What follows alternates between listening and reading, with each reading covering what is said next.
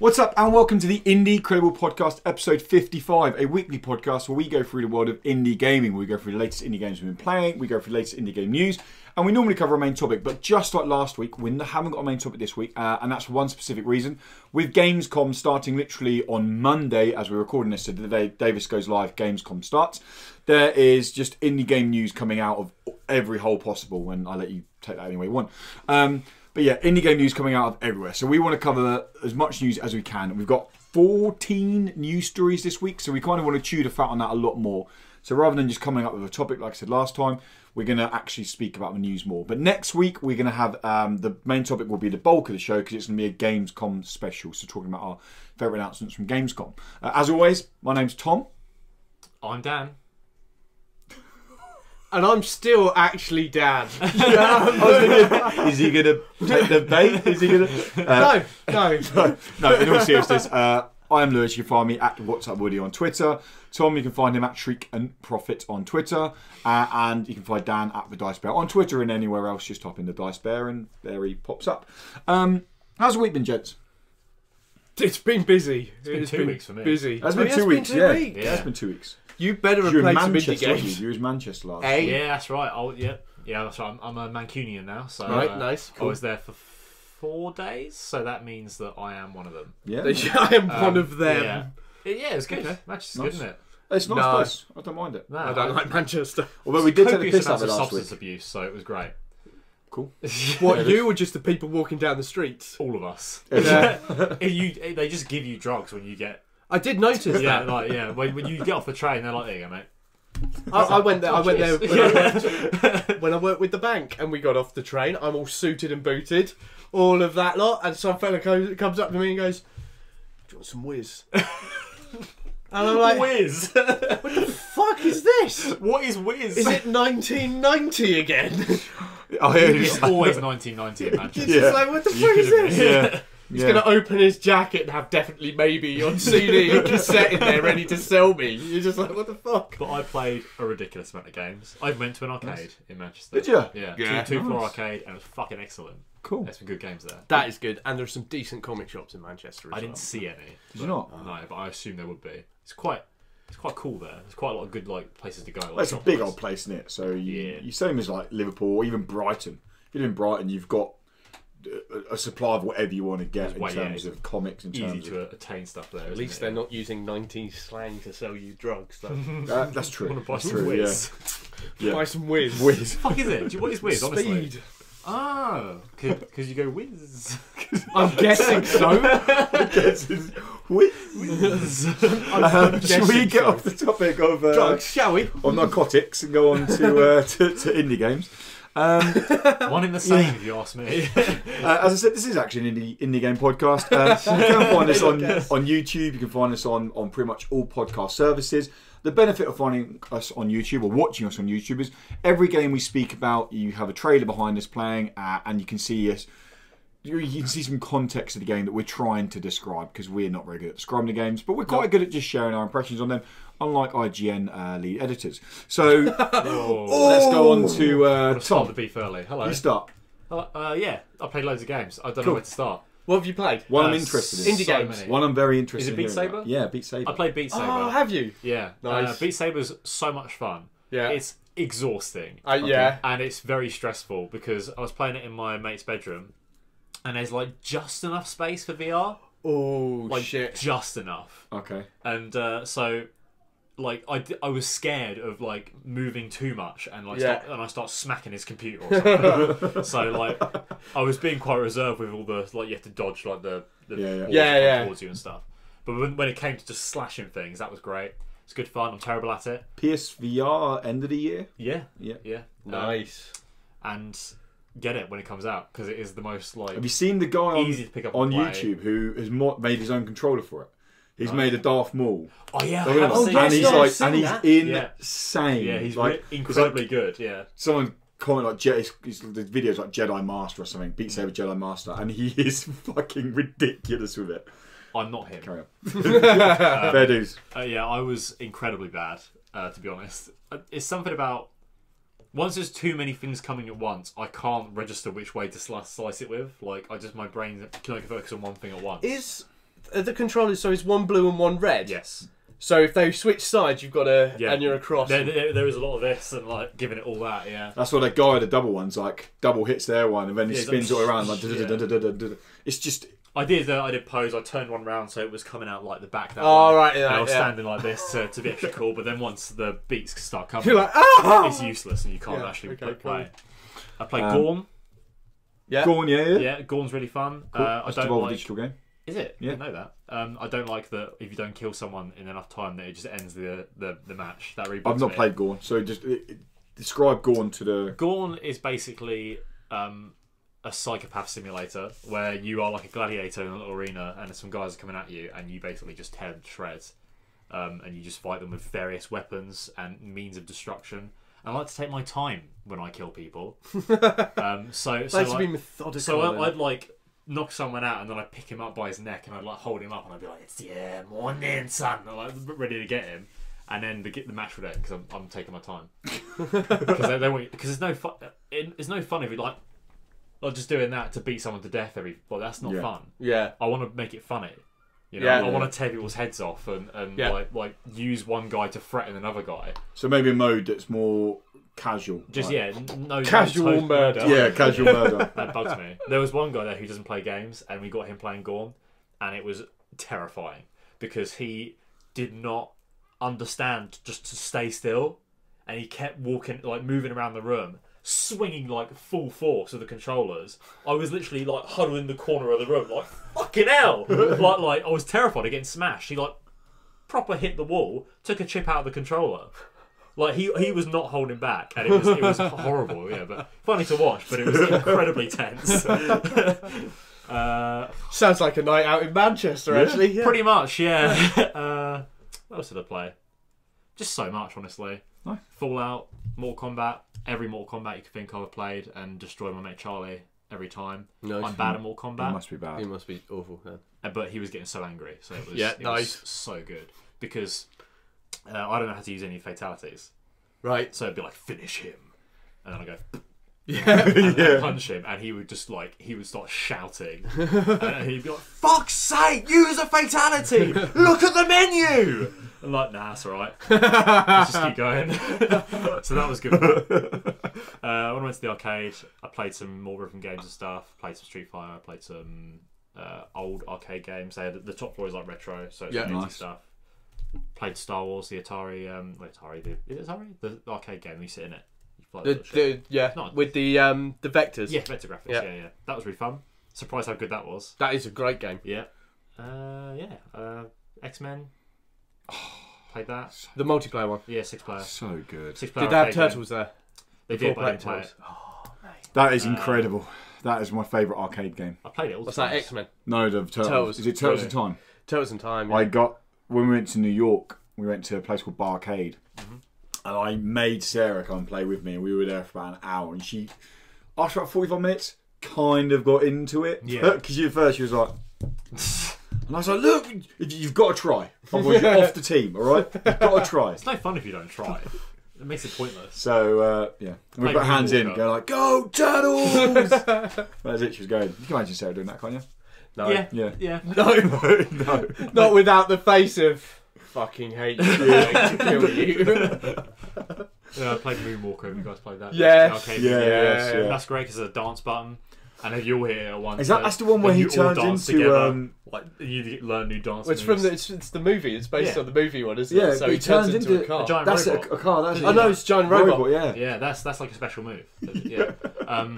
The guys and he does the moonwalk dance as well, where he leads forwards too far. The guys didn't know there was a film. I informed them there was a Moonwalker film, so I'm sure I've changed their life. Oh my god! They're going to go back and see that weird rabbit thing and go, "What the fuck?" That is a fucking weird movie. That is a weird ass movie and a weird game, but actually quite fun. Yeah. Nice.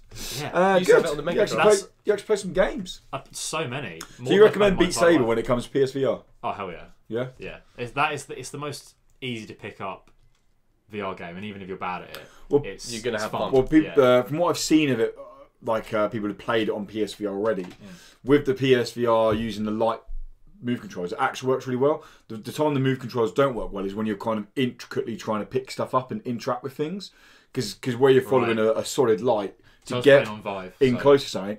Whereas so you were when like, you're actually making big, bold movements, Yeah. it's just moving the sword across or that way or Yeah, up. yeah. So Yeah. apparently it works really well on PSVR. I can imagine it would. And with PSVR dropping in price at the moment and getting cheaper It's and crashing cheaper. down in price. All I will say to people who hopefully will know this already, but there are two versions of PSVR. There's version 1 and version 2. Version 1 is fine if you haven't got a Pro. Yeah. Version 1 is fine. It's got a bigger power pack. It's a little bit more cumbersome with the cables a little bit thicker and all things like that. But you can pick up one second hand now for about 120 quid.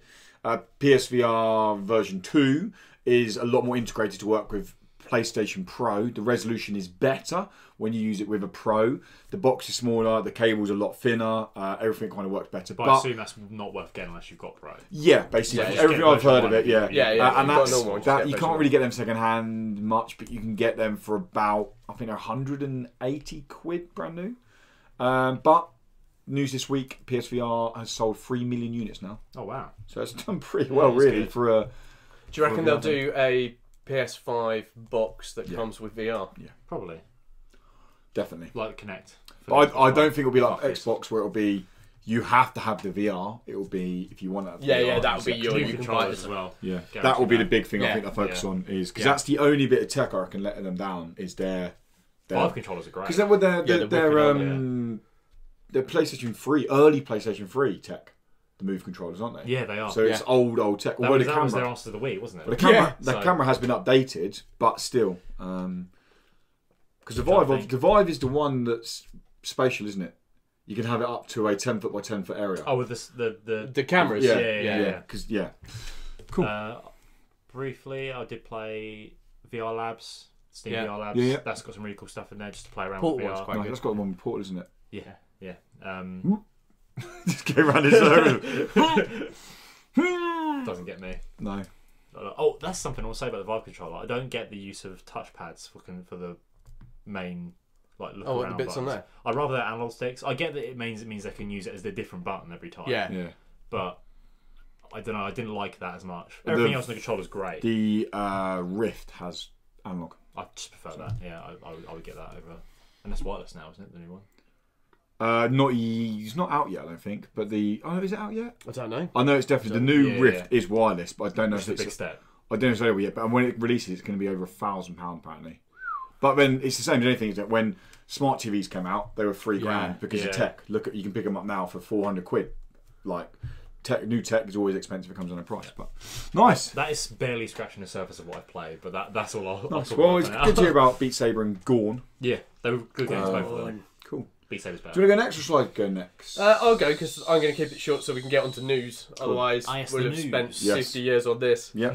I basically today, in fact, Yeah, I yeah. got hold of Indivisible, the prototype beta, as they're calling it. I've got to say, you've Okay. got to hunt for this. You have to really fucking go down on that free to play. Oh yeah. Go. It's When on the did it release? PlayStation Store at the moment, and it's a beta, and it's on their free to play section. But as Lewis said, you've got to scroll Yeah. right down When- for it. How did you hear about it? I didn't.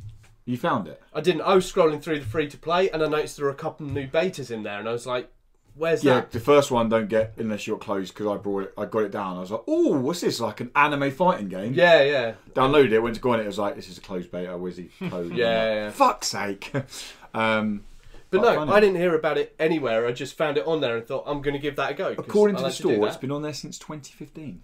Jesus.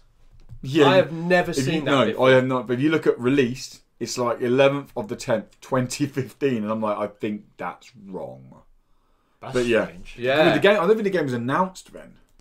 But anyway, carry on. But so I've been playing that. It's a I'll put your gameplay up active turn play. I've not played it, action RPG is what they call it. So it's turn based, but everything's on timers.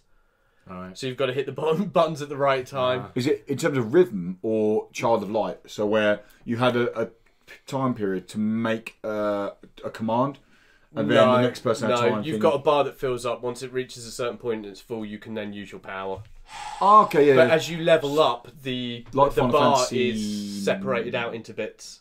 12, Final Fantasy 12 on that. Yeah. Yeah. So as you go up level, instead of it being one bar and you've got to fill it to the end to use it, it'll actually put segments in that bar, and then you're able to do more. It's actually really quite good. It's a 2D side-scrolling, go along, beat stuff up, find ways through. It's quite enjoyable. It does have a couple of issues, but then again, this is a beta from 2015, apparently. 2015. I'm going to Google that while you carry on. Yeah, have a look at that, because that's hilarious, because I haven't seen it on there before. The blocking system is the same as the attack. So to attack, you've got to press exactly the same button as to block.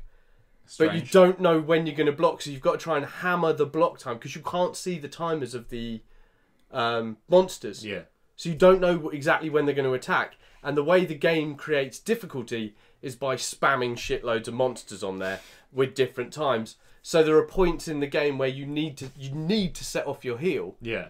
And you're like, and you can see, and the bar will change colour to tell you that you can activate. You press activate, but it's actually just cut into a new scene. And whenever you use a block, it drains your power bar, which means you then can't use your special abilities, which is using your magic.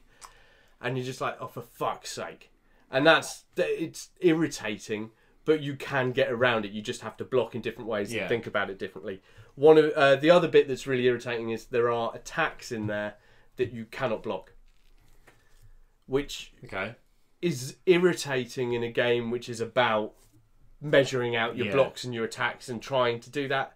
To have unblockable attacks is strange choice. You just know that what's going to happen later is they're going to be their big boss, and it's just going to have multiple attacks that you can't block. So you're going to lose, and you're not going to lose because you were shit. You're going to lose because the game is designed that way. False thing. So those bit annoyed me. Graphically, I really like the look of it. Nice. It's got this really nice cartoon style. The monsters are quite funny. There are these ladies with long hair, and as they attack you, you notice all they have is a face and guts that come out, and you're just like, and they puke on you, and you're like, this is gross. But yeah, nice. In the gameplay, I only get to the first boss. Okay. Where it's a little beta, and I lose. And then I was like, right, I'm going to stop the video there because it was about 28 minutes long. And I went back to try and kill monsters, and there are only 2 monsters left. There aren't respawning bits because I thought you'd be able to go back and farm. Grind. You can't grind. Luckily, those 2 gave me enough points to level up one of my characters, and then I defeated it. Okay. Defeated the boss in the next bit. Well, apparently that's the end of the demo. The demo's been available since the 23rd of November 2015. So that's right then. Yeah, but I'm guessing it's been a case of they've kind of updated it, like as the games got closer. They've kind at a of certain point, it's going to stop being beta. but it's to release on PS4, Xbox One, Nintendo Switch, and Steam the first half of 2019. Oh, okay, so that's why they put it onto the so thing. I don't know if it's been on PS4 that long, but that's when the prototype demo initially released. That's a long time. That's a hell of a long time. Yeah. Considering there's a demo, makes you wonder how big is the game going to be? How much, because obviously the demo might only be the first hour. Well, no, the demo's just after that boss I kill, and that's the end of the demo. So you can run it in about 20 minutes. So they spent nearly 4 years almost. Yeah. Developing the rest of the game. How much more of a game is there? Fucking hell. I should hope a lot, to be honest. Well, either it's going to be a lot, tight. or it's going to be a massive disappointment when you get to it. The bit it needs, because you don't get any of it in the demo, is there's no story. There's no extra bit. No, it's purely there to take you through, show you what the movement's like and the battle's like. You can tell that it's there for that. It's a demo. It's a tech. We say it's more tech demo-y. Yeah, it's proof of concept. Okay, sort of thing. Except you get no story, but the visuals on there, you're like, this could have a brilliant story. And with the nice monster design, and you're like, this could be great. It has the potential, but it needs to have story bits. Indivisible. Free play section on the PS4 store. Yeah. Keep on scrolling. Scroll down. It says Indivisible Prototype Beta. Yeah, that's the one. Which is really nice. Literally closer to the bottom than it is the top. Like, right fucking down there. Yeah. But it definitely wasn't on there when it first launched. It's listed as being from 2015. Probably, yeah, but it wasn't on there because I used to scroll through that a lot. I go through the free ones quite regularly because they do put demos and they do put things in there, like the betas, just to go, okay, there you go, have a try of that, just to see what PlayStation trying to pimp. And it was the first time I've seen it, so weird. Yeah. Cool. I will go on to what I've been playing. Not loads actually this week. I've been still playing a lot of Dead Cells. Yeah. I have a routine at the moment where I get up in the morning. I have an hour and a half Dead Cell time. Yeah. Play Dead Cells for an hour and a half, then do my work, and then normally play it again before I go to bed. That game is just so good. I just don't want to stop playing it. It's so hard, but it does the perfect thing of... I feel like every run through I unlock something new, or I've made progress somewhere else, and I've seen the final boss twice now. Yeah. Still not killed him. I'm probably pushing close to 25 hours in the game now. Yeah. It's rookie numbers for you. Tom was talking about and you spoke about it actually, the trophies in it, because you wanted to platinum it. So we were talking some of the about trophies they are fucking ridiculous. So we were talking about platinum it, and then we were on PlayStation together, and it was we went onto the trophy list, and there's about 10 hidden trophies. We were joking at first that we couldn't platinum it because there's a trophy in there saying kill the Hand of the King, which is a big boss towards the end, without taking any damage. Right. And you're like, fuck off, that's ridiculous. We were joking about that, going like, we went platinum because of that. That's a silver trophy as well. Ridiculous. So we were like, I wonder what the hidden trophies are. So we went on there to the hidden trophies. Yeah. Oh my god, it's ridiculous. Like, they, quite rightly so, they want you to work your arse off to get that platinum. The hardest trophy by a mile in there is there's a weapon in the game called the Cursed Sword. Now it does about 500% more damage than any other weapon. So It's really fucking high damage. But one hit, you're dead. You've got to finish the game with the Cursed Sword. That's bullshit, isn't it? Yeah. No one's going to get that. No, the thing is, someone will. Yeah, Someone will. Some non-human will get it, Yeah. sure, but... Finish the game with fucking Cursed Sword. And there's another one, finish the game in 30 minutes. You're just What? like... What console does Dead Cell on? Dead Everyone. Cells. So that guy who wants all the trophies, the achievement hunter guy, Yeah. he's in for a shit time, isn't he? Good fucking luck. Yeah. I know who you mean. The guy... What's his name? Don't know his name. I don't know his name, but he goes for all the Yeah. achievements, has the highest achievement score. There's him and someone else who've been Yeah. constantly battling to... Yeah. It's just disgusting. But the game's amazing. The game is really, really good fun. I'm still playing it. Do you know, this is how good it is. I'm going away to Scotland for 4 days. I'm so tempted to buy it on my Switch so I can keep playing it when I'm away. But it won't be the same. I know it won't, but I want to keep playing the game. Like, I know that's how I bet you will much as well. I love it. I'm like, I could just buy it again and keep playing on the Switch. I did that with Cat's Quest, so I mean, I really can't have a go. And the other game I'm playing, I can talk about this because the review will go live Monday, and the podcast might come out slightly later on Monday to make sure we don't clash with the embargo of this game. And it's the Fall of Light Darkest Edition. Fall of Light released middle of last year on PC, but the Darkest Edition hasn't got much new to it apart from a few bug fixes and things like that. And it's coming like the console version, coming to PS4 and Nintendo Switch. PS4 on Tuesday, Switch on Thursday. It's an RPG fantasy adventure game. It is okay. Let me guess. It is the turn-based? No. No. It's the game I was what? playing It's a real earlier. game? It's the game I was playing earlier. It's a game you real play earlier. game. It's the game I was playing earlier. You watched me play. Yeah. This is quite possibly the cheapest rip-off of Dark Souls I've ever played. Poundland Dark Souls. Yeah. Yeah. I love that idea. You've got So I this put that as my knight just review standing tagline. outside the front of Poundland. So I put that as my review tagline. Poundland Dark Souls. So Going out of let business. me elaborate quickly. I don't want to spend long on this, but What, on Poundland? yeah. So it's the shop where everything is a pound. Yeah, well, not anymore these days. And no, it's not. Bastards. And I love going to people in I'm there. paying Sorry, 7 mate. quid for How much shit is in this? there.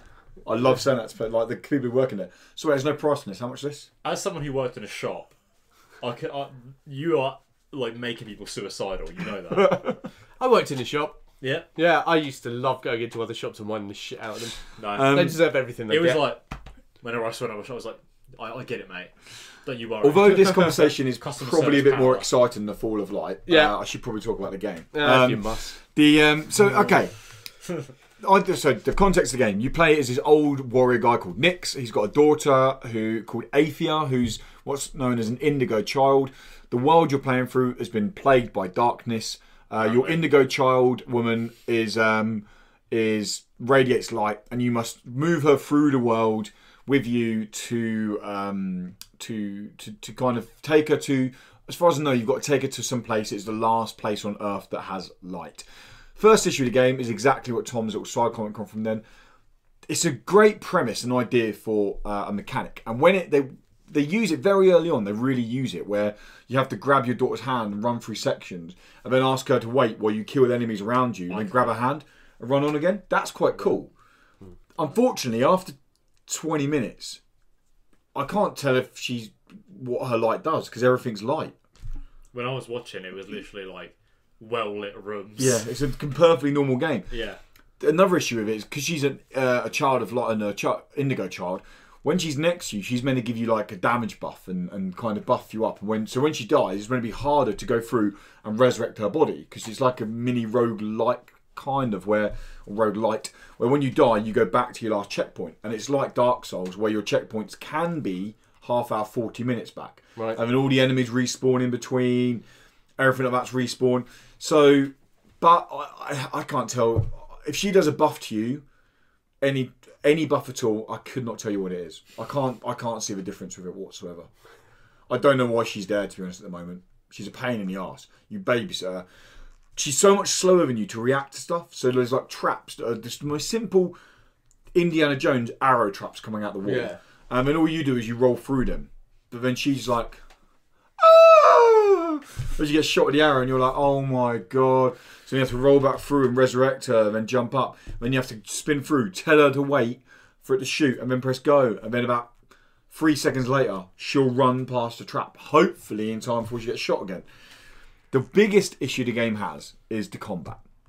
Now, I've been in the unfortunate position for Runehead Games, the developers, that I've been sinking serious time into Dead Cells, a game that probably has perfection of its combat. The combat here is so ropey. It's disgusting. Because, two main reasons. If you're making a Souls-like game, and you're kind of building yourself of, we want it to be hard, we want you to only have 3 hits and you're dead, fine. You have to give the player the arsenal to overcome the enemies. That means you have to either give an evasive maneuver or a parry, and you have to give like tight mobility with your mechanics. Like you have to mean that your hitboxes are pinpoint perfect. When you hit an attack, it hits, because otherwise if you die and it doesn't hit, that is so frustrating. When the game's fault and you lose 40 minutes of progress because the game was being a dick, that's a dick move. And that is what this game does over and over and over and over again. I mean, you watched it earlier, wasn't you? How many times did they get stuck on the environment? Like, way more than you should have. It was probably about like 10 times I saw, and I watched it for maybe like 10 minutes. I was watching. I nearly died. It was a lot. I literally almost died at the end of getting to a fountain. I'd have been furious because my guy wouldn't move. Like, I was like, he won't move. Like, what are you doing? Oh my god, It didn't look fun in the slightest. I've never seen Lewis sound more depressed. Like, I love, and I will still say it to it, I love challenging games like Dark Souls, Bloodborne. Like a game that's, the reason I'm putting so much time into Dead Cells is because not only want to finish it, I want to fill up every jar. I want to do everything in the game because it's a challenge, and I love kind of giving myself a pat on the back and going, yeah, do you know what? You deserved it. Well done. Go Lewis. Do you know what?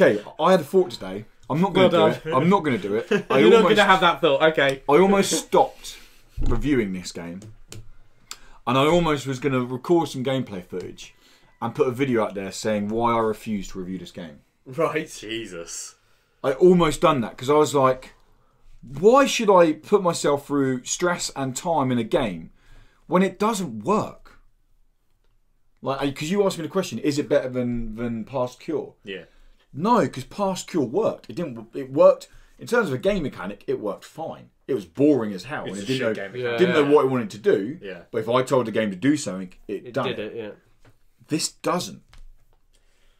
And what's even worse is I went onto the Steam page because honestly, some pretty reputable sites have given the game like 80s and 90s on its score. Jesus. Saying it's like the indie gem of Dark Souls. And I'm like, what the... That's fucking... Are you kidding me? Like, are you actually kidding me? If you want a Souls-like indie gem, then you've got things like Dead Cells. You've got Hollow Knight. You've got Slain, for crying out loud. Like, I know they're 2D, but they were inspired by the Souls-like genre. And Fall of Light, Darkest Edition... So what's the one you played at Rest? Sinner, Sacrifice for Redemption. Yeah. And we played it on the Switch. We played it. I played PS4. You played Switch. Yeah. It ran beautifully on the Switch. It was great. Yeah. Yeah, okay. It was more boss rush, but it was had very its own Souls-like. sort of gimmick to it. But the It was gameplay was more Souls-like. anime, wasn't it? Very like the sword you had were fucking amazing. Monsters that were the bosses, just not monsters, but they had great designs. And they had the thing where you had to die lots to work out their mechanics. Yeah. And then you die and you're like, what the fuck? I mean, okay, that's how I do this now. Don't you sacrifice some of your health to fight the boss? So you can, so every time you go through, it gets harder because so you have to open up a rune. Yeah. You have to start with 100% health bar. Yeah. And then so you can go for a harder boss to start with and lose more health to then have more health with the bosses later on. So that basically to sacrifice... Using more health on a harder boss so that when you face an easier boss, you don't need as much health. Yeah. So it's that kind of mild RPG mechanic to it in terms of how you want to play the game. Risk reward. But that was tight. That game was really tight. I wanted to do something. I didn't want to leave the booth. I was there like I just wanted to keep playing this. Tom's like, we probably should go. We've got to meet someone else now. I'm like, you just go, mate. I'll be there in 10 minutes. I'm going to stay here because the fact of walking away from not beating the boss, and the guy was like, mate, no one's beaten him today yet. Yeah. And I'm like, and after that is the wrong thing to say there, isn't it? All right, mate. Pull up a little camping chair. Get us a beer, son. We're in. No, Fall of Light Darkest Edition. I hate being down on games and I hate giving games negative reviews, but this is not going to be a high review. Avoid the game. It's not fun. I really question to see what it's going to be like on the Switch. I think it's going to be horrible on the Switch. I'm going to be quite interested then to see what other people review it like. Well, if you're saying 80s and 90s... I'm going to be honest. 80s and 90s is going to be... Big publications, I think, will just avoid it. But smaller websites and YouTube channels, I don't think they're going to finish it. Oh, I thought they're going to be like...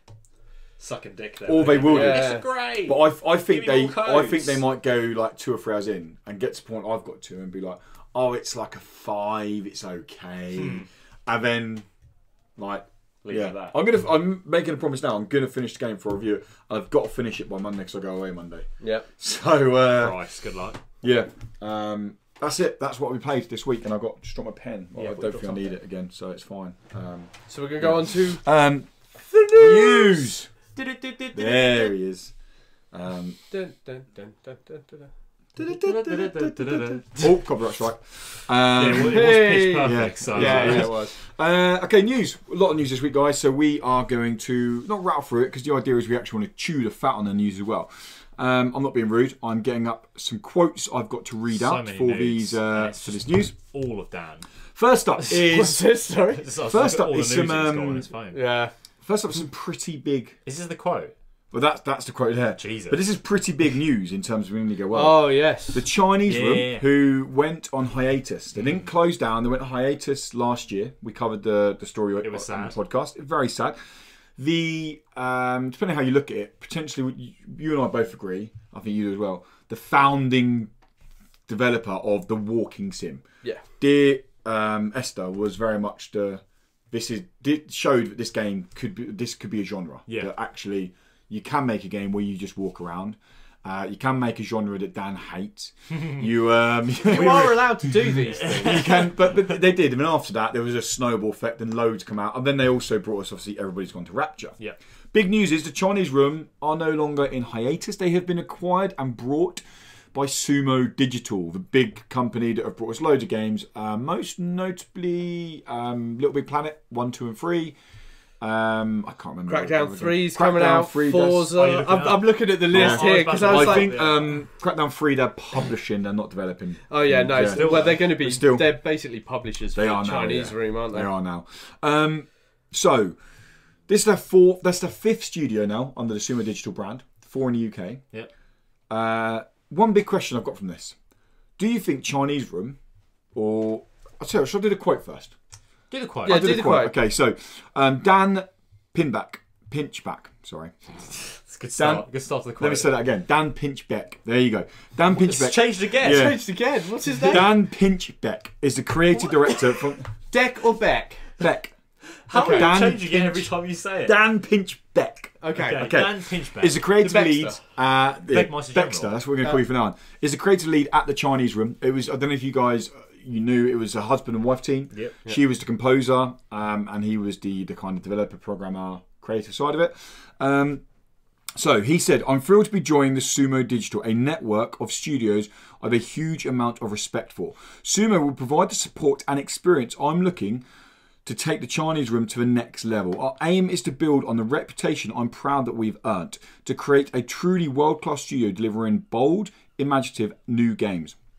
We've already worked on some really fantastic new concept alongside discussion with partners about some new games we've already have in the pipeline. The future for the studio is incredibly exciting, and being part of the Sumo family is absolutely central to that. So they've obviously got new titles in the pipeline, that's what they've said. Yep. Yeah. Question I have to you guys is, do Chinese Room, the founding members of such the walking sim, is their next title a evolution of the walking sim? Not necessarily Dear Esther or Everyone's Gone Rapture, maybe have a run button, but more importantly, Please, dear God. There is a run button. is it going to be a narrative but adventure? it runs like an asthmatic tortoise. Come on. What do you reckon? Is it going to be Yes, a... it's going to be a walking. Do apologise, everyone. It's going to be a walking sim. You think it's a walking Of course, sim? it's going to be a walking sim. That's what they make. To be honest, it sounds like he kind of confirmed it there. And if they upholding don't, the reputation and everything. if they don't make a walking sim, everyone's going to be like, "Oh, they bloody sold out. Sumo bought them, and now they're making Formula One racing games," which Sumo did. Yeah. They should do a walking sim Formula 1 game. Yeah, when See- you walk have to you the seen- car, but then you get to watch the walk car on the track. Complete tangent. for In dodging the wrong cars. direction. Complete tangent, because we love doing it here. Yeah. You'll be interested in this. Don't know if you will be. Let's find You out. see the trailer for the new Formula 1 game? I don't like Formula 1 It games. genuinely looks amazing. Like Who that, makes the whole storyline of it. Codemasters did it for a while. Codemasters do it Sumo now. It's Codemasters Digital did back. it. Is Codemasters back? Yeah, and they because just- they made the got really good one back Today in they 16. released the 2019 Formula 1 trailer, Yeah. and people are like gushing over it. They're like, "Oh my god, this looks amazing!" Like the actual story mode to it is all about you starting story mode. starting the whole That is the new go one. kart. They had that before when you ran your season and you could Yeah. do interviews, but it wasn't quite there. This is all like they've gone full retard on it. Do you know what's a bad game? Nice. Let's make a list. We've already had Fall of Light. Formula 1 2000. Never played it. No, I heard that was really bad, so I have avoided that on one. PlayStation 1. It is one of the fucking shittiest racing games I've ever played in my life. Really? It's terrible. Unplayable. That's probably because you're playing it. But anyway, back to Chinese Room. So you think walking sim? it'll be. Of course, it will. I think agree. it's going to be, you know, Greece, the one we saw. You said like Fez. Yes, I think it's going to be kind of an artsy-partsy platformer because they've got a composer, his wife. Yeah. I think it's going to be very kind of musically driven because Sumo, as a development side, have a big history of platformers. Right.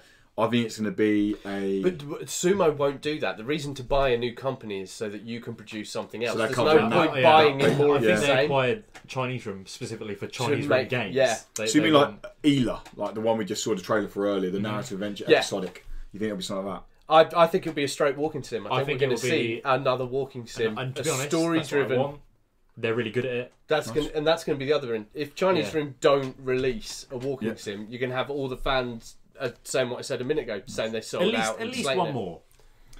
Yeah. Give us like Oh, I think- good I walking think- sim. I liked it. Their first You game- liked it. Yeah. If They're- you could fucking move, I'd probably enjoy it. If you could make it.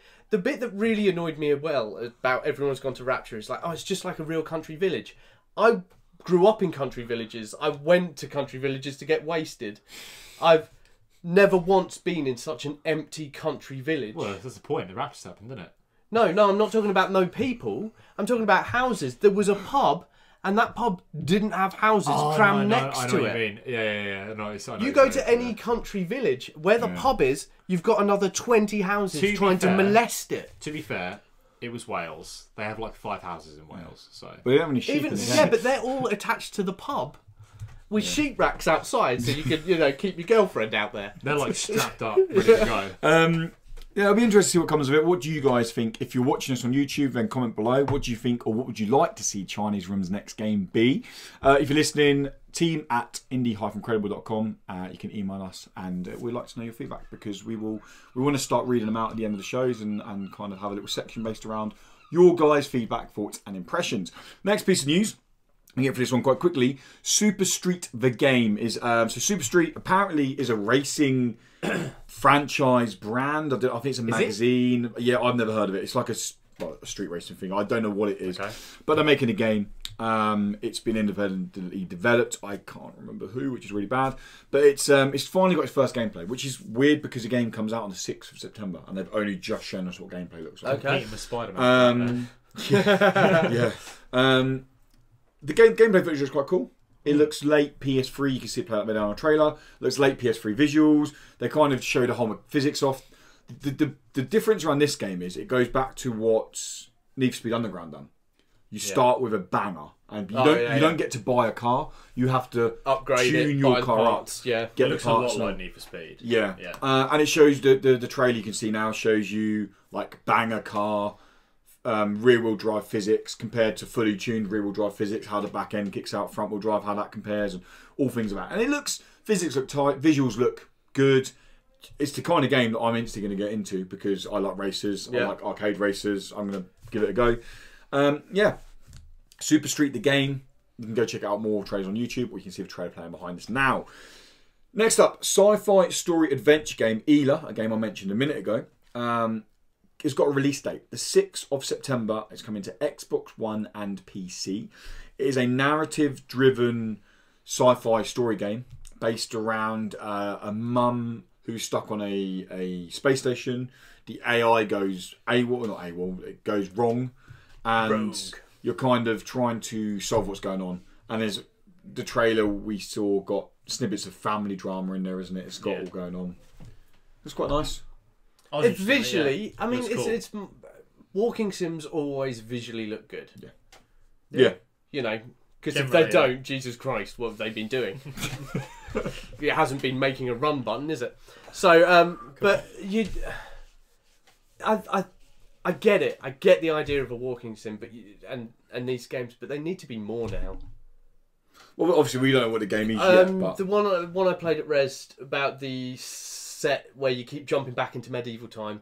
I can't remember it now. Indie dev guy. It's set on the south coast. Yes. Fuck. It was a walking sim. Yeah, I wanted to play it. But it was really interesting because it was dealing with the plague. The detective. No. I don't know what you mean. Can't remember it. But in that, there were things to do. You were interacting not only with the story, but you were solving puzzles. You were doing all sorts to it. And because when you jump back in time, whatever you did there affected the future world, there was always something going on.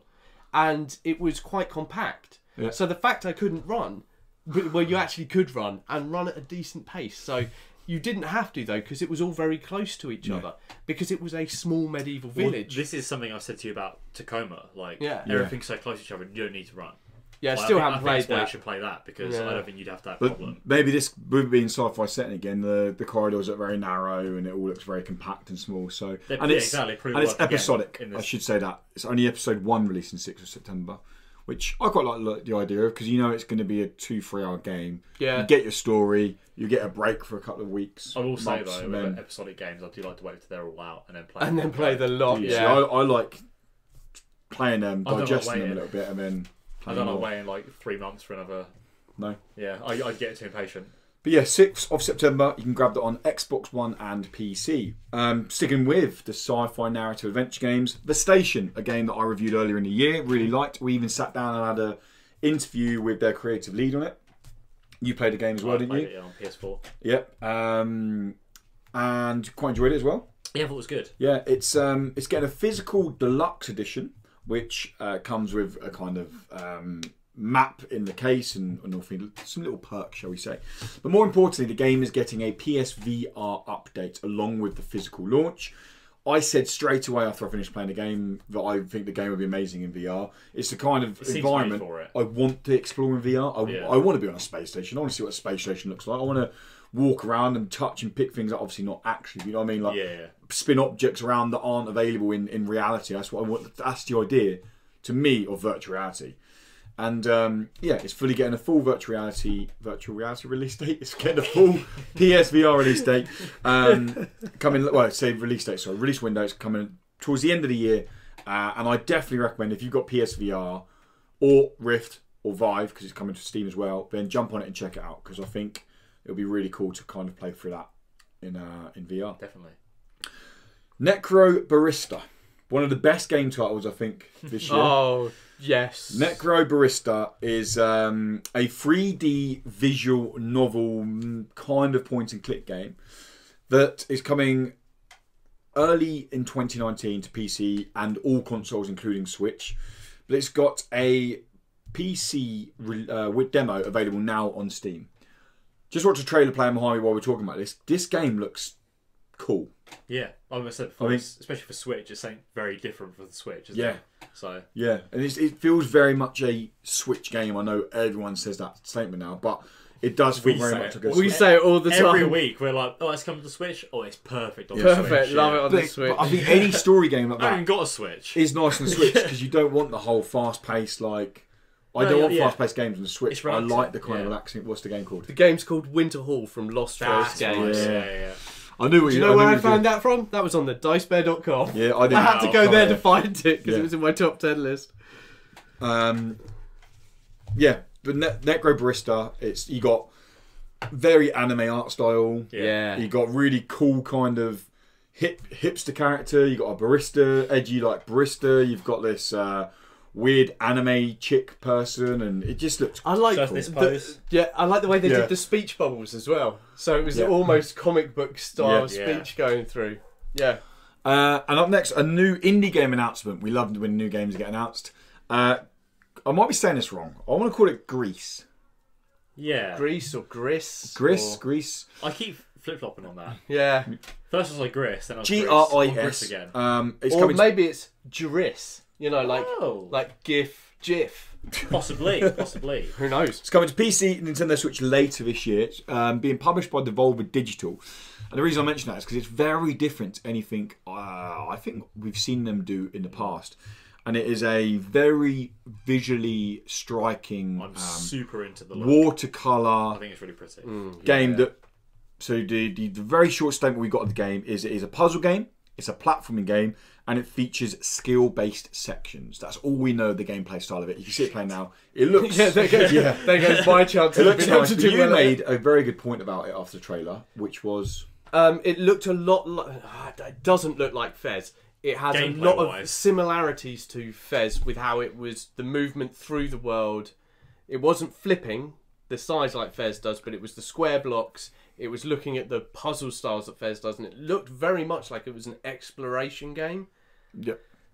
So you're going to end up in this huge world where you've got to explore and you've got to figure out. I kind of hope it is. Yeah. We both noticed there was a lot of journey stuff. I instantly thought journey. Well, that's kind of the way the character flows, isn't it? The dress it wears. Scope. I thought scope, but journey, you felt so small. This one times when the camera zoomed out. Fuck hard journey. I was like, wow, there's a fucking huge world here. Yeah. And the exact same. There's times when that camera pans away and there's this huge environment you're going through, watercolor environment, and you're like, wow. But I also think visually or aesthetically, it looks a lot like Supergiant games, like Pyre, Bastion. More specifically, Transistor. It looks a lot like Transistor. But that goes back to that whole. It's kind of has that hand drawn, like overlay to it. The colouring of it. I like the animations. Like, you jump on the platforms and then the watercolor kind of sinks into the visuals as you go. Flows with it. It just looks very nice. Yeah.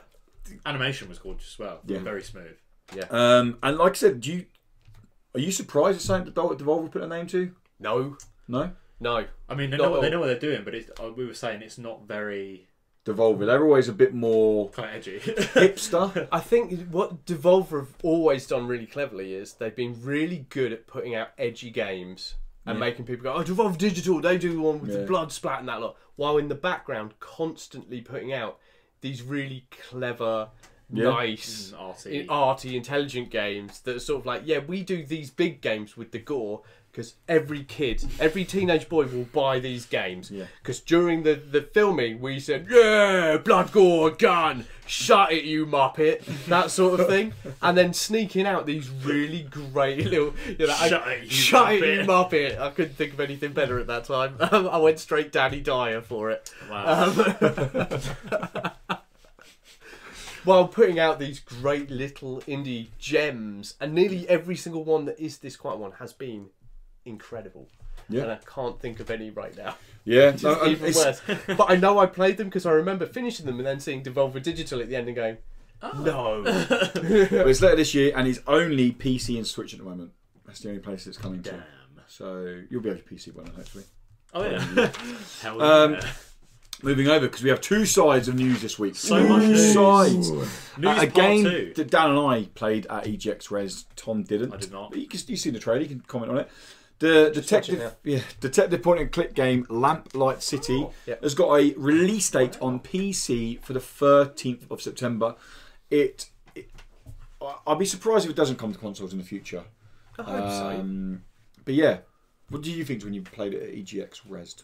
I really liked it, but then again, it's a point and click adventure, and I'm a big fan. What's not to Oh like? yeah, but that's it. Yeah. You you sat there, you played it for a little bit, and I thought, I don't want to play more of this. Not because I don't want to play it, but I want to sit at home and I want to have that point and click experience. I want to spend the whole time there doing it. You want to spend the evening like writing down notes and like exactly. Like, what the fuck does this mean? What do I need to get next? Where am I going to go? What's the story going to do here? And yeah, I would like to see more point and click style adventures, but then we've got Disco Elysium coming, haven't we? And bits like that. So we're going to get all these amazing sort of detective near point and click adventure story. Oh. Well, you said it looks a lot like King's Quest. It looks like later King's Quest games. It really does. Yes. It has that pixely look to it. Where it looks really nice. I do like the look. We will have a review for that up closer to the release date.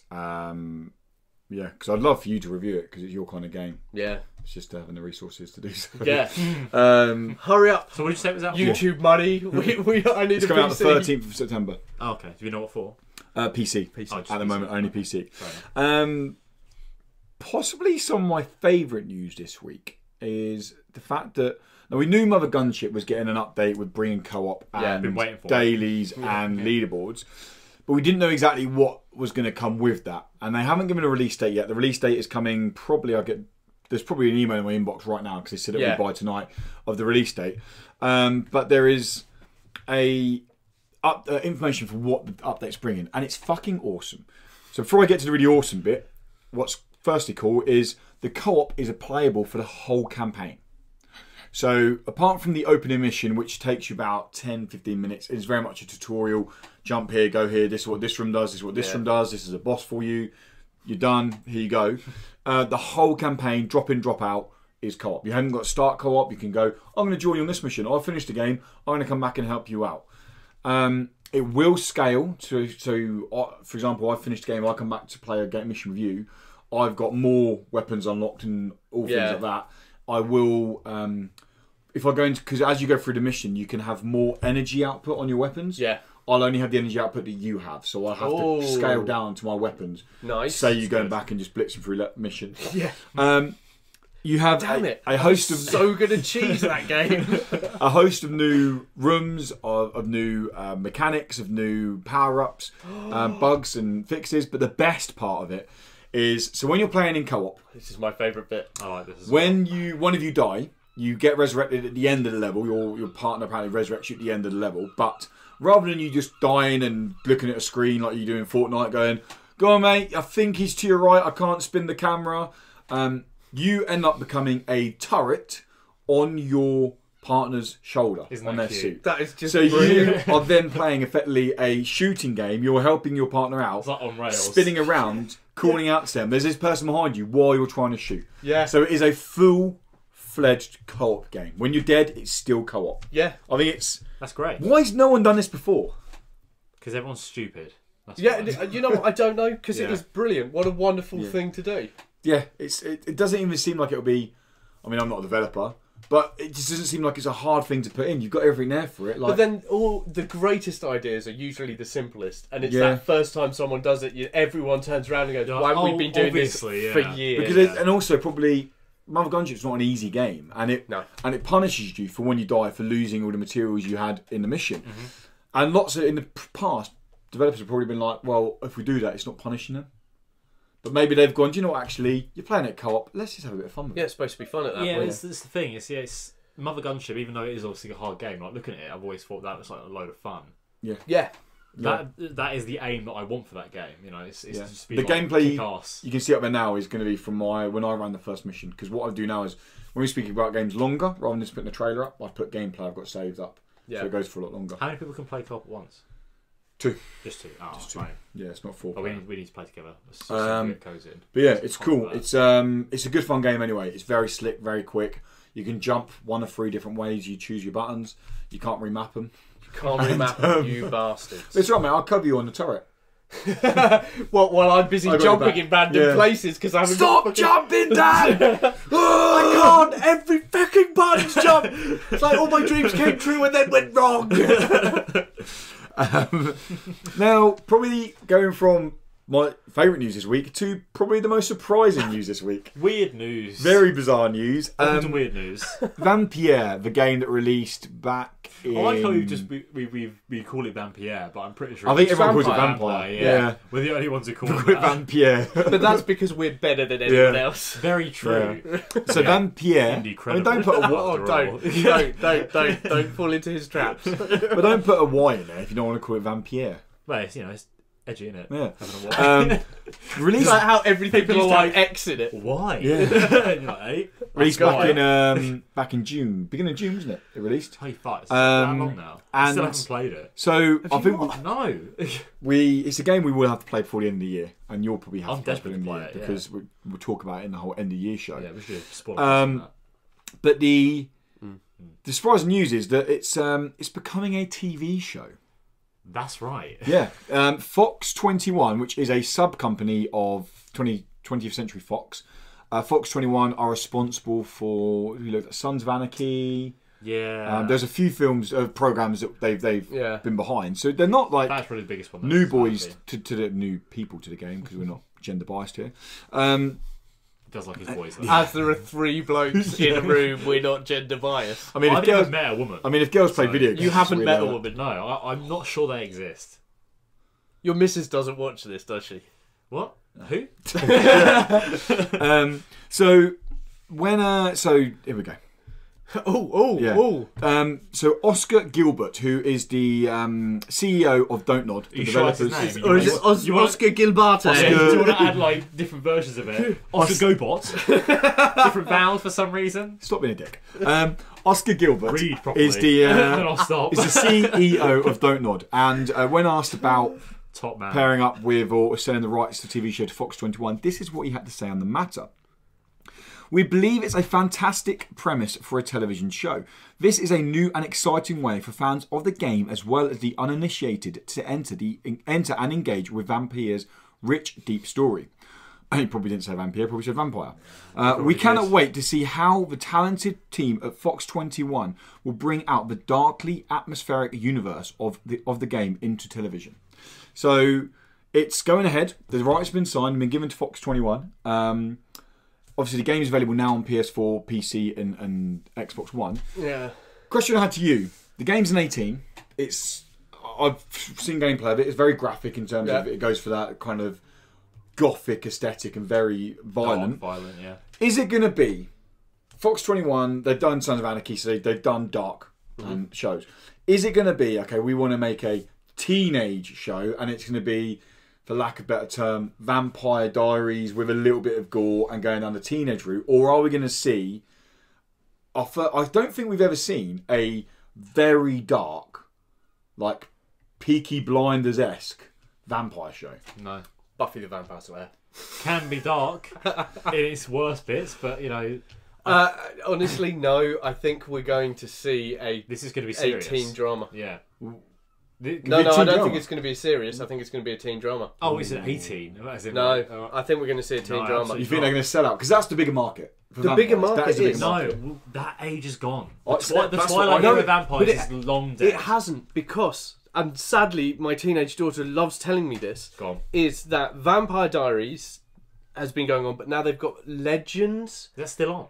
And yeah, there's a new season coming on called Legends or something like that, which is the story of Klaus. I don't know who any of these people are, by the way. Klaus. But my daughter tells me he's a half breed. The bad guy from Die Hard 1. That would be fucking awesome, and I would watch that. He's Klaus, isn't he? You repeat. His name is Klaus. No. Alan Rickman. His brother. He's not called Klaus. No, Alan Rickman's brother. I can't remember his name. But anyway, so there's a Legends one coming. There's also another one coming out. new series. These are side spin-off Of series Vampire Diaries. of Vampire Diaries about the different characters that are going to be starting and going on. So this information comes from a 14-year-old girl. So I don't know if it's definite, but the way she obsesses about these sort of things, I would guess she's I'm going doing for that for a reason. You're going for Vampire. Yeah. I'm telling you right now. Yeah. People want serious shows. They want their Game of Thrones. They want Breaking Bads. They want Walking Deads. This is going to be a serious. You think this is going to be drama. Fox 21's attempt at trying to get hold of that? It's going to be dark. It's going to be dramatic, and it's going to be grim the whole way through. Quick random spitball question. Go for it. That's the lead guy from Vampire. Picture of him will be up there now for you guys. Yeah. Who casts him? Zachary Quinto. Who's? Zachary Quinto? Elaborate. Sylar from Heroes. Spock from the new Star Trek film. Oh, yeah, I know who you mean. He can do intense. He can, looks but like a vampire. There's nothing intense, mate. It's all based in Victorian London. He's a little Do you mean bit tents weren't invented back then? tense. They were, but Tents were invented before buildings. You know what? What do you mean no? Carry on. I'm trying to find a pen. But yeah, I'm telling you right now, Zachary Quinto could pull that off. Plus, he needs a starring role because you do hear Chris Pine's like. I'm gonna be weird and say someone who's very obvious. Here we go. It's never gonna do it. Tom Hardy. Guess who I have on the phone right there Tom with Hardy. a picture of him. You'll be able to put it up there for me. That is Tom Hardy. Yeah. I'm tired of Tom Hardy. He'd have to thin down a bit, lose some of the bulk from some of the bits he's done with Venom and that lot, which he's more than capable of doing. Yeah. But that's Tom Hardy. I think it's Tom Hardy. Or Helen Mirren. Yeah. Oh, God, that would be immense. Helen Michelle Mirren. Pfeiffer. I mean, Judi they don't Dench. have to do the game, do they? So they could literally take a whole female protagonist and go. Oh, true. Yeah. But the idea of someone who's half human and half vampire, and they got to eat to survive, but they don't want to eat. They want to help people out. It is a good idea for a TV show. I think it's Full on Team Driver. It's Sylar, I'm telling you. War Heroes, that was his whole thing. Slider in. He's Sylar. Okay. Yeah. And I want him back on TV because he was good. I think he makes more money in films. Why would you do TV? I've seen He probably does, but I've seen so many he things. does American Horror Story though, so he still does TV. So many that's things true. recently around fucking Firefly. After you told me about it, keep hearing things about it now. Firefly's so good. You hear things about Firefly every month. All the time, yeah. I see. I've never many, paid attention many to it because years. I've always been like, meh. But since he's mentioned it, it's now been on my radar a little bit. I'm like, fucking hell. Watch it, man. It's so Talk good. about Firefly. It's That no is- point because there's no end. There is. It's a film. Yes, Film Serenity. ends it. You said it was rubbish, didn't you? No, I said it's decent. Oh, okay. Listen to me ever. No. Have you not noticed this is our 55th Yeah. episode? Christ. You should know by now. He hasn't been there for all of them. No, it's about his 30th. Is it? Like that, yeah. I feel like I've done more than that. I think No, so. it just feels like it, mate. Yeah. Trust me, we think it every week. Yeah, we've been doing it for 55. It kills you.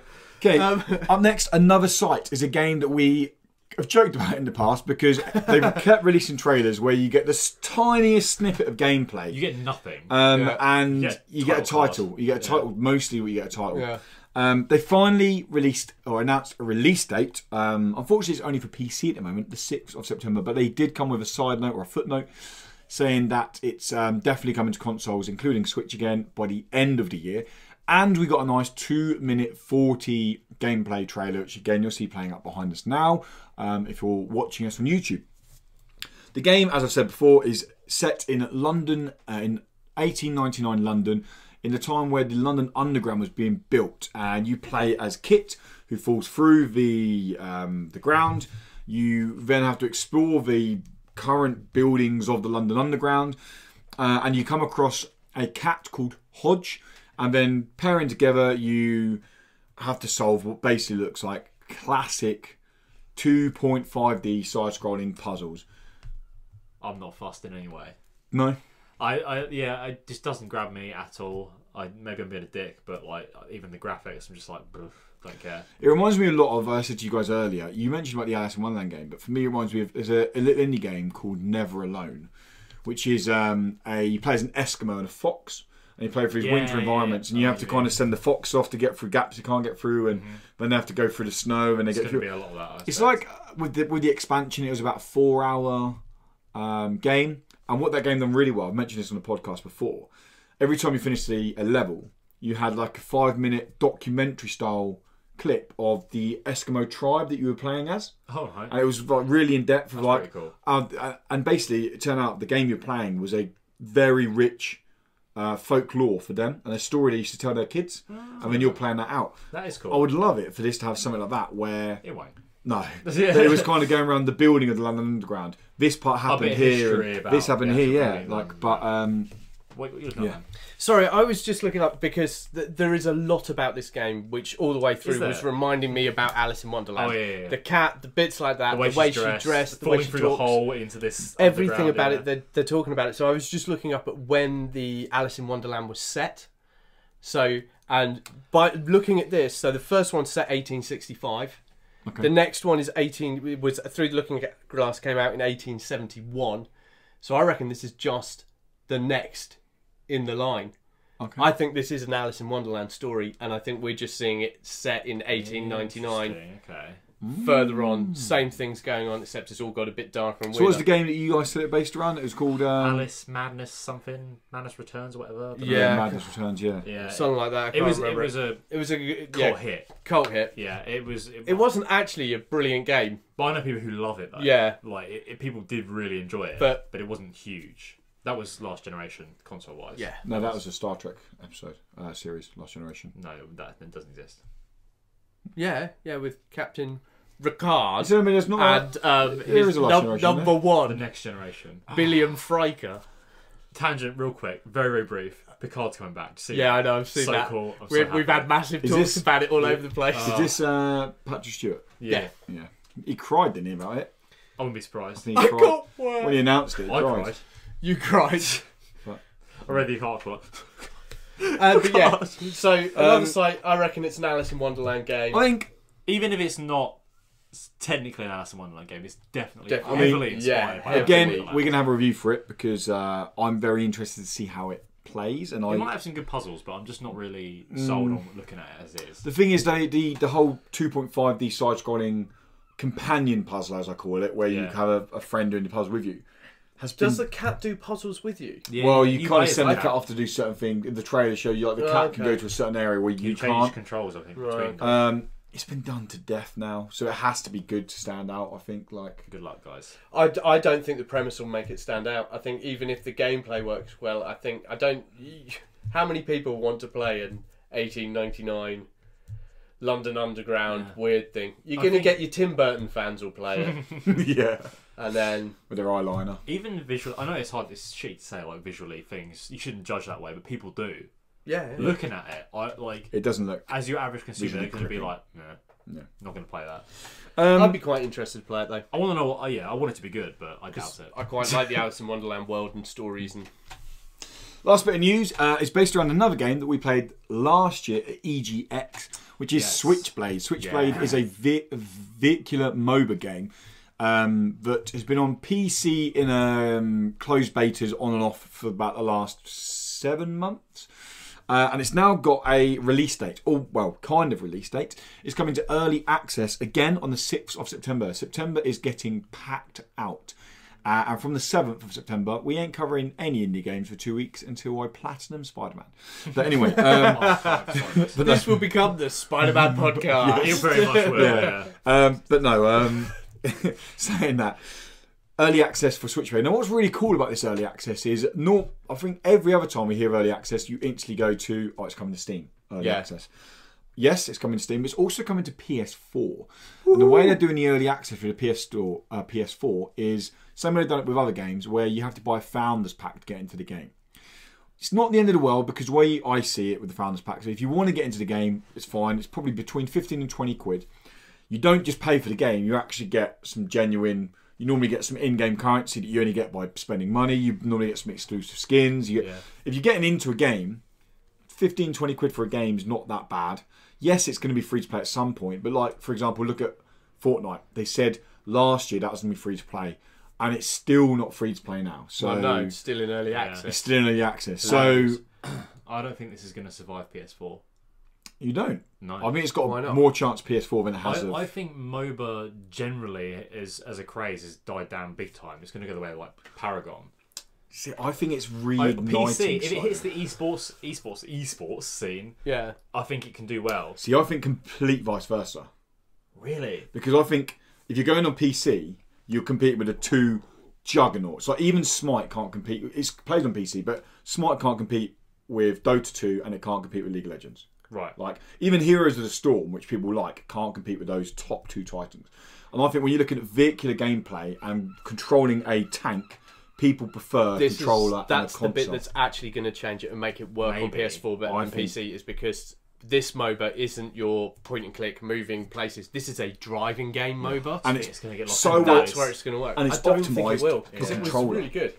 I enjoyed it. Yeah. I'm not saying it's bad. I just think in the environment of the PlayStation Store, I do agree with you. MOBAs stand have out dipped off, but I do think this is a game that people go, it's not a MOBA. People won't realise they're playing a MOBA, I think, until they actually go and research the game. Because I think people won't know what a MOBA is. It's a drivey, shooty game where you've got to They smash will, though. things, and that's what it. And that is what it is. But because you can just jump in and play, you don't really feel you need to have to learn all the stats of the characters or all the special moves. This car goes boom boom, brilliant. Let's use that one, and that's what they'll do. And it's got a nice thing where the maps are open enough. There, yes, there's a jungle, but it's not a MOBA jungle. It's open. You can see the wall. I can see the short lane while I'm in mid lane. So again, it's not like so people won't see it as a MOBA. They'll see it as, like I said, the PS2 golden era when every other game was a game that you could put guns on your car and blow everything up. Like, and I think it will survive for that reason. I hope it does, because it's a cool game. If more people try it, I wish it can. But it's going to need to have that free-to-play bit. It needs to be within 6 months. It needs to. So I think even earlier than that, maybe. I think by February, maybe March, it needs to go out now, free to play. Yeah, and then you can buy skins. I think it's going to need an external boost from like Achievement Hunter or sort of like a big Let's Play channel or something to play it. Otherwise, I think it's just going to die. As long, they've funded it for long enough so far. They're not short of money. Lucid Games, they developed Goat Simulator, which you laugh at, but has made obscene amounts of money. People go in there to buy like the Darth Vader skin for the goat. Like, it's insane what people buy in that game. I need to pee. I can't hold it. You're gonna have to wait, mate. We're literally done. I've been holding it for ages. You're gonna have to wait. Hold on. Wrap it up, guys. Wrap it up. Let's talk about this a bit further. So, did you see that waterfall? I will give you a golden shout. No, I'm looking forward to it. Yeah, 6th of September. We're very kindly being sent some keys so we can try the game out. We're gonna have some coverage of it. We'll have a whole gameplay thing of it where we'll all be talking, and we'll kind of talk about it on podcast, talk about playing it, and maybe, who knows, if they give us enough keys, we'll do some giveaways with the keys as well. Because it'd be nice to get you guys in and playing with us. Patrons, any spare keys you get them first, because we want to play with you. But yeah, not the game. We just want to play and that is going to wrap up the Indie Credible Podcast episode 55. Thank you so much for stopping by, listening or watching, guys. We really appreciate your support, and even if it is just watching us on YouTube, even if it is just listening to us SoundCloud, iTunes, Player FM, it really does. Like, just the stats, just the numbers really help us. But you can help us further if you like to. You can share the video or share the audio file or whatever. Talk to your friends about it if you do like what we do. And if you really like what we do, you can head over to patreon.com. $1 a month will mean that you can get exclusive pre and post show content on this podcast. $5 a month. Those names going across the bottom now will throw you into Big Boys Club, where your name will go there. You can choose a nickname. You can choose a real name. And more importantly, $1 a month, I should mention this now because I'm so used to not saying this, where we finally hit 1,000 subs on YouTube. So it means now all of the video ones will have ads in, I'm afraid. We need to keep the lights on over here and we need to make money. If you guys want an ad-free experience on these podcasts, $1 over on Patreon will get you the pre and post show content and a complete ad-free experience.